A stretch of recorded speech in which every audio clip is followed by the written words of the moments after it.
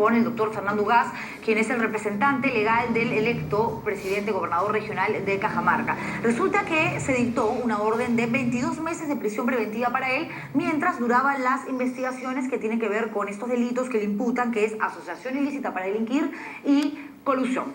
A él lo acusan de haber beneficiado a un empresario para que gane buenas pros, concursos públicos y así luego repartirse la plata. Hay un famoso audio donde este señor, este empresario, efectivamente conversa con alguien y dice: sí, esta plata va a ser lavada y me la dio Santos.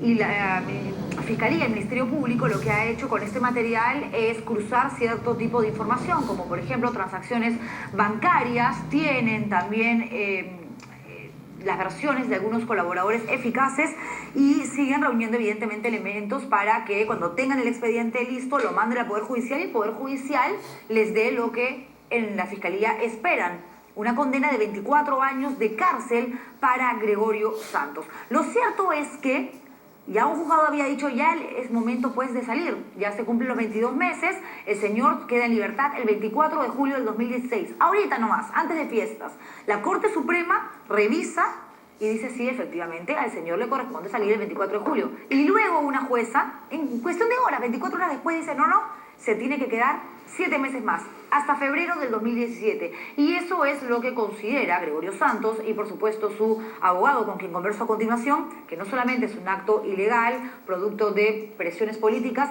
sino, y por sobre todas las cosas, anticonstitucional, razón por la cual ya han apelado y están en espera la respuesta. Respuesta que se tiene que dar máximo el 24 de julio y el 23 ya se han anunciado una serie de movilizaciones. Por supuesto que es un tema importantísimo y que tenemos la obligación de tocar esta noche aquí en El Estilo Juliana. Gracias, señor Ugaz, por venir. Muy agradecido por la invitación. Más o menos es como lo expliqué, yo no soy abogada. Bueno, en realidad hay dos precisiones nada más que hacer. Sí, vamos. La primera es que en relación a los tiempos de prisión preventiva que se ordenó, la primera orden fue por 14 meses y la posterior es que la sala plantea 11 meses, de tal manera que por esa razón tenía que salir libre, correcto, acá en julio de este año. Y entonces, producto de esa decisión, la sala, no quedándose con la fiscalía, no quedándose conforme con ello, pretendía que no sean 11, sino 22. Y es por eso que interpone una casación en contra de la decisión de la sala y se va a la Corte Suprema. La Corte Suprema, ¿qué es lo que ha dicho? Y esa es la segunda observación, Juliana. No es cualquier juez el que ha dicho, es la Corte Suprema, a la cual la Fiscalía Superior se ha sometido a competencia. Y la Fiscalía Superior le ha dicho: yo no quiero 11, quiero 22. Y la Corte Suprema de la República hace algunos días le ha dicho: inadmisible tu casación. Antes de ayer. Sin embargo, ayer la jueza del segundo juzgado de investigación argumentó que el señor Gregorio Santos tenía que permanecer hasta febrero del 2017 en prisión preventiva en Piedras Gordas, Ancón 1, porque existe el riesgo, 1, de que fugue, 2, de que mueva sus influencias en el gobierno regional de Cajamarca para seguir cometiendo supuestamente delitos, y 3, que deje de colaborar en el proceso, si no me equivoco. Sí, y en relación a esas tres situaciones, evidentemente las tres situaciones se caen por su propio peso. ¿Por qué? ¿Cómo ustedes pueden asegurarle a esta jueza y decirle al Poder Judicial, como parte de la apelación que ya han presentado, que todo esto es una locura, que no va a haber peligro de fuga, que no hay nada que temer y que el señor Gregorio Santos sería incapaz de cometer un acto delictivo? Bueno, por las propias opiniones de la misma magistrada. En principio esta resolución ha nacido muerta. Y eso hay que decirlo bien claro, porque en la historia republicana de un país, un juez provincial que tiene conocimiento que la Corte Suprema, la más alta instancia de un poder, ha emitido de manera fundada una decisión con no menos de 5 magistrados supremos, el cual ha dicho: el señor tiene que salir a los 11 meses, correcto, y se tiene que respetar lo que dice la sala, y viene un juzgado de mucho menor instancia y sin nuevos motivos, sin ninguna opinión con respecto a esta decisión de la Corte Suprema, dice lo contrario. Y entonces acá viene la segunda observación y con eso termino para esta pregunta. Las motivaciones que da la juez, estimada Juliana, son motivaciones aparentes que violan la presunción de inocencia totalmente, por la siguiente razón. Lo primero, una persona no puede ser presa para ser recién investigada.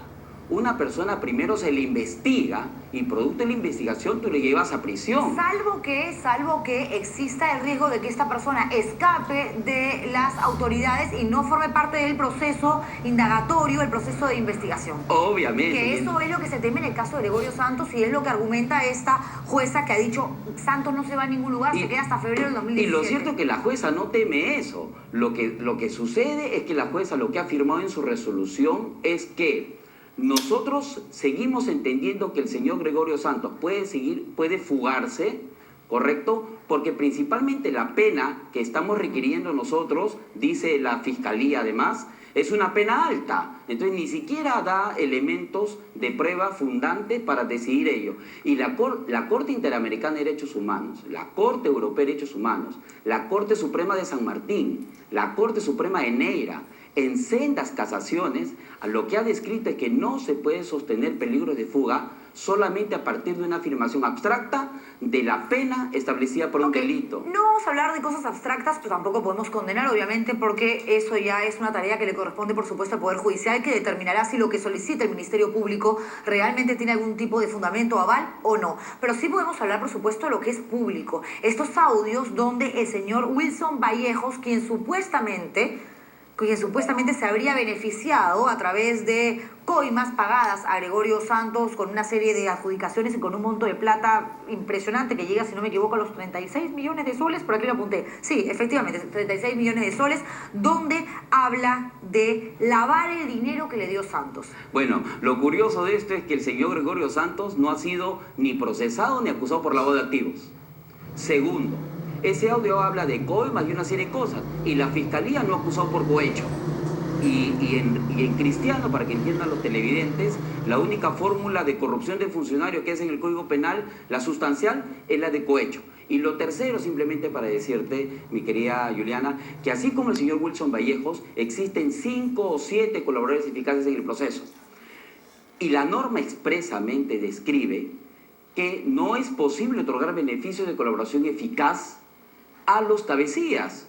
Si el señor Wilson Vallejos y una serie de personas afirman haber participado en actos de prebenda, de coima y una serie de actos irregulares, la pregunta, ¿es posible que se le entregue a estas personas beneficios de colaboración eficaz siendo cabecillas? En todo caso, ¿por qué? ¿Qué necesidad tendrían estas personas, estos colaboradores eficaces de decir, a ver, efectivamente Gregorio Santos cometió tal y cual delito cuando era gobernador regional, nos pidió esto, efectivamente llegamos a una buena pro, ganamos un concurso público porque a cambio le teníamos que dar 1 o 2 millones que depositábamos en tal cuenta? O sea, la Fiscalía no va a pedir 24 años de prisión por gusto. Porque en realidad ese es harto conocido ya en el derecho penal, ¿no? Los beneficios premiales que originaron en la década del 20 en Estados Unidos y posteriormente para los temas de patallamiento y beneficios premiales en Italia, lo describen claramente. Normalmente las personas que son arrepentidas y colaboradores secretas, que no nadie le puede ver el rostro, lo único que afirman y lo único que describen es que ellos quieren generar elementos para autoexculparse. De acuerdo, pero para ser colaboradores y lo que hay que sí. recordar es simplemente para redondear esta idea, que en este caso el señor Wilson Vallejo y una serie de personas, y hay algunos vouchers incluso, son vouchers que están a nombre de terceros. Y esos terceros no han sido acusados. Pero es que ahí está la triangulación de la que habla el Ministerio Público, ¿no? Y de si hay una triangulación, ¿por qué no se les acusa? Bueno. ¿Usted sabe que al señor Wilson Vallejo no se le ha acusado? ¿Usted sabe que a los señores a los cuales se le ha depositado supuestamente esos montos no están acusados? La pregunta es, ¿por qué en este caso hay personas que tienen 20 años de solicitud de pena privativa y libertad, están con proceso en libertad, y por qué el señor Gregorio Santos debe estar preso? ¿Por qué cree usted? Yo considero que hay varias razones acá que le explico. ¿Cuáles, principalmente? Primero, que la justicia, y en específico la Fiscalía, no ha tenido suficiente tiempo, según ellos, 44 meses, más de 4 años, para poder cuadrar un caso a una persona. Si esto le pasa al señor Gregorio Santos, Dios mío, ¿qué será de usted? ¿Qué será de cualquier ciudadano de pie en el país? Ok, ¿quiénes estarían entonces detrás de este complot que lo que busca es meter preso a Gregorio Santos? Bueno, yo la verdad, mi especialidad es penal. Yo la verdad sobre temas conspirativos en realidad no podría ver, pero lo que yo sí podría afirmar es que el señor Gregorio Santos tiene un margen de liderazgo y una lucha de carácter ecológica, de protección a su tierra, que lo entienden muy bien los pobladores. Pero también es experto en asusar a la gente, en ponerlos en contra de la minería, cuando no siempre las actividades mineras son irresponsables, contaminan y demás. Quien últimamente ha pedido hacer marchas no es el señor Gregorio Santos, sino el señor PPK apoyando una minera. En realidad son temas que son políticos, no es mi especialidad, por eso es que yo no entro en ese tema. Mi especialidad es técnica y yo vengo a hablar del tema penal, que vamos a sustentar la apelación y que ya ha sido presentada. Y por eso, si la apelación ya fue presentada, ahora la tienen que sustentar y tienen que recibir una respuesta a favor o en contra el 24 de julio, ¿para qué? ¿Para qué invitar a la gente a que se movilice, para que realicen marchas de protesta exigiendo la liberación de Gregorio Santos y no dejar esto en el ámbito donde tiene que estar, en el Poder Judicial? Porque si finalmente ustedes tienen la razón y todo lo que está sucediendo aquí es injusto, irregular, ilegal e inconstitucional, no tienen por qué sacar a la gente y poner en peligro a la población cajamarquina que ya bastante ha tenido. Bueno, yo creo en verdad, sinceramente, estimada Juliana, que ese en realidad es un tema un poco secundario en esta coyuntura. No. Acá, y le voy a explicar por qué secundario. Porque lo que primero acá hay que hacer es un tema de ordenar los poderes. No es posible que la Corte Suprema, habiendo emitido una casación, no la haga cumplir.